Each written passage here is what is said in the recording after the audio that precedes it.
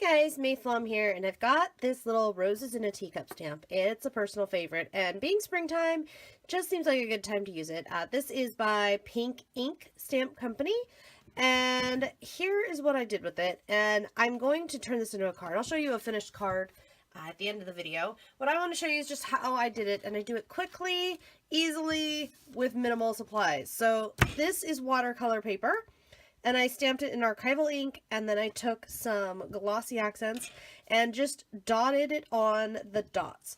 And all that's going to do is when I color it, that's going to make it so that the dots where the glossy accent is, it'll act as resist, so the color won't stick there. And the reason I like to do that is because then I don't have to worry about what's going on there. Then I don't have to worry about if I'm getting it just right, if it's going to work.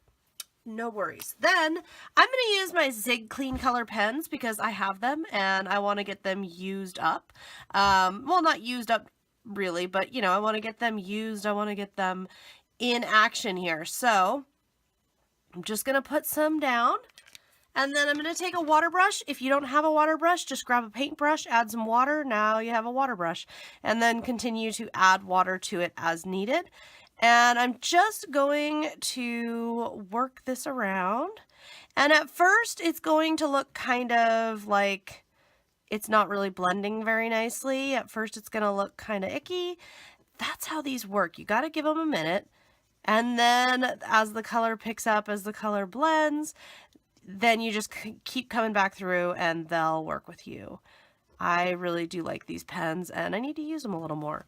So you can blend as much as you want or as little as you want. Also, let it dry, and if you want to add more or go again, if you want another round, you absolutely can do that. You'll just want to let it dry because I just find it works better. And then for the flowers, how easy is this? I only work a couple at a time, and I'm not even going to need to rinse out my water brush. My water brush should be fine. And then I'll work outward. Okay. And these I'll do the same thing where I'll do it a couple, well, not a couple times, but I'll go back through after it's dry and look again. And you could get really specific. You could get each petal. You could do some really nice layered coloring. But guys, this is for me. This is a warm-up project. This is a hey, let's grab some stuff and get coloring quickly. If you want to grab something and get coloring quickly, this is a great way to do it. If you don't have markers, you could be using Distress ink. Oop, I do need to wash that off a little bit, or not wash it off, just kind of tap it until any pink is out of the brush, because we don't want to mix pink in there. Okay. And then I can hit a little bit more. And then I'm going to take the really light green, because one thing I noticed is when I got coloring, there's kind of some trapped space in here.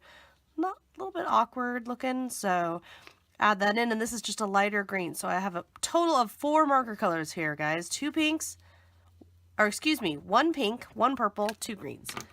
And this guy down here needs a little color. And any of these that I want to add a little more color to the centers. And you could do the opposite. Obviously, you could do really bold centers, or excuse me, really bold tips of the flower petals and really pale centers. You could do every single little leaf. You could get a really fine tip brush and play with it. Endless possibilities and creative fun. It just depends on if you want to spend a lot of time, if you want to spend a little time. What would you enjoy doing? It's all about that. And I sure do love that. Okay. That's it. It's done. Now, if I wanted to do something further, if I wanted to do something more, one thing that's kind of fun to do, let's see here. I'm just going to make sure I'm squeezing again. Oop, don't want to get that wet. Squeeze the brush out until I don't see pink coming out. So I could brush some water down here, and I'm just angling my own head so that I can see that the water is indeed there and around.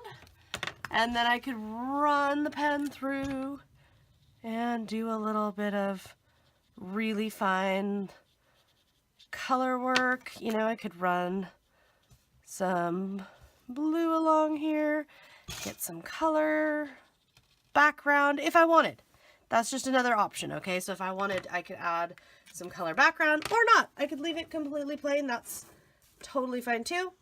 Just a fun little stamp coloring, and just a reminder, guys, sometimes, you know, 4 markers, black archival ink, and some glossy accents and paper, and I'm in business coloring stamps, having a good time, and getting a lot of color too.